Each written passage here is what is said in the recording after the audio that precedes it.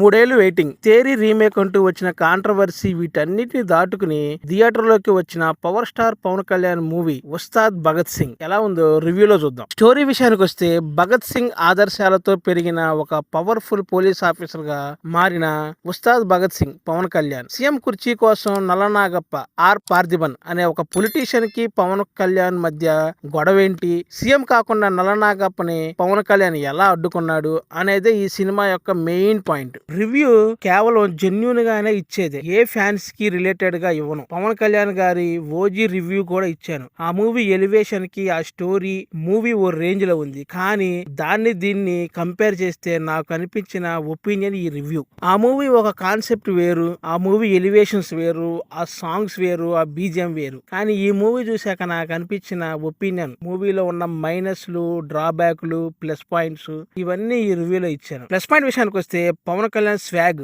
గబ్బర్ సింగ్ తర్వాత ఆ రేంజ్ లో పవన్ యాటిట్యూడ్ ని హరీష్ శంకర్ మళ్ళీ చూపించాడు. స్క్రీన్ ప్రెజెన్స్ చాలా బాగుంది. ఇంకా మూవీలో dialogues, Harish Shankar pen power మళ్ళీ ప్రూవ్ అయింది. సిస్టమ్ మీద పవన్ చెప్పే పంచి డైలాగ్స్, ఇంకా గాజు గ్లాసు రిఫరెన్స్ తో వచ్చిన డైలాగ్ డెలివరీ చాలా ఇంటెన్స్ గా ఉంటుంది. ఇంకా interval action bang, hero elevation ఏంటో చూపించే బ్లాక్ అది. ఫైట్ మాస్టర్స్ డిజైన్ చేసిన యాక్షన్ కొరియోగ్రఫీ పీక్స్ లెవెల్లో ఉంది. Grand visuals and BGM. అయినాక పోస్ట్ కెమెరా వర్క్, క్యాప్చరింగ్ చాలా బాగుంది. ఇంకా తమన్ బీజిఎం అయితే ఓ రేంజ్ లో ఉంది.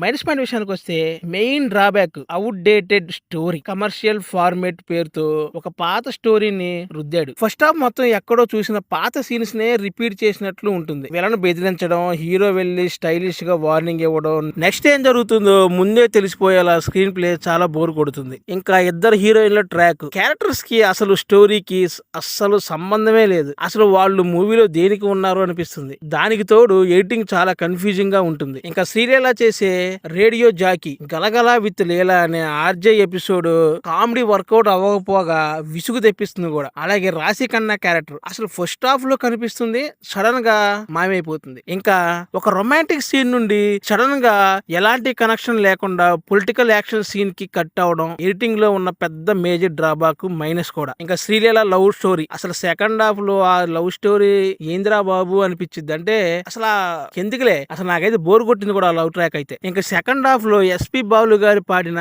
తొలి ప్రేమ సినిమాలోని పాటను రీమేక్ చేసి ఇరికించడం కథ ఫ్లో కి పెద్ద బ్రేక్ అది. ఇలాంటి సాంగ్ ఇందులో పెట్టి ఆ పాటకున్న వాల్యూ తీశారు. అసలు ఆ తొలి ప్రేమ లవ్ స్టోరీ ఏంటి, దానిలో లవ్ ట్రాక్ ఏంటి, ఆ సాంగ్ కొరియోగ్రఫీ గానీ వేరే లెవెల్. కానీ అప్పుడు థియేటర్ లో వినలేకపోయాను. ఇప్పుడు థియేటర్ లో వింటుంటే మట్టుకు ఆ ఫీలే వేరే ఉంది. కానీ ఈ బలవంతపు ఇరికింపు సీన్ మూడ్ ని దెబ్బతీశాయి. అలాగే ఇంకా నార్మల్ డైలాగ్ చెప్పేటప్పుడు కూడా కెమెరా అనవసరంగా హీరో చుట్టూ 360 డిగ్రీలో తిరగటం. ఇంకా తేరీ రీమేక్ అన్నారు, కాకపోతే అందులో ఉన్న ఫస్ట్ హాఫ్, ఈ మూవీలో మాత్రం సెకండ్ హాఫ్. ఇంకా హీరోకి తగ్గట్టుగా విలన్ క్యారెక్టర్ డిజైన్ చేయలేకపోవడం స్టోరీకి మేజర్ డ్రాబ్యాక్. ఇంకా కొన్ని లాజిక్స్ కూడా మిస్ చేశారు. ఇంకా విలన్ క్యారెక్టర్ గా పార్థిబన్ యాక్టింగ్ బాగుంది, కానీ హీరో ముందు ఆయన క్యారెక్టర్ చాలా వీక్ అయిపోతుంది. హీరో విలన్ మధ్య నడిచే మైండ్ గేమ్ లో ఇంటెన్సిటీ లేదు. కేవలం హీరో మాస్ ఎలివేషన్ కోసం మాత్రమే విలన్ ఉన్నట్లు అనిపిస్తుంది. ఫ్యాన్స్ ని మైండ్ లో పెట్టుకొని పవన్ కళ్యాణ్ గారి పాత హిట్ సినిమాల పాటలు వాడటం టూ మచ్. ఇంకా దేవిశ్రీ గారి